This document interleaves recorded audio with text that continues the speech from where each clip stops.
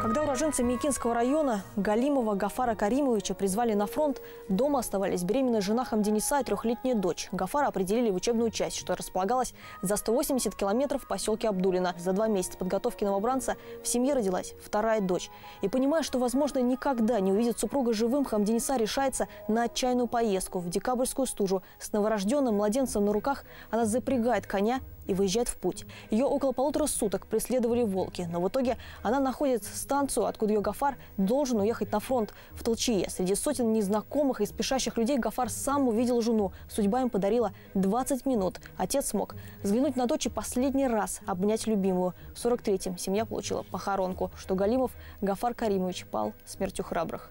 А Хамдиниса апа всю жизнь вспоминала, как маленькая дочь Аниса, проводившая отца на фронт, в детстве спрашивала, какого цвета бывают папы. После войны сотни тысяч детей остались сиротами. Сколько было убито, неизвестно до сих пор.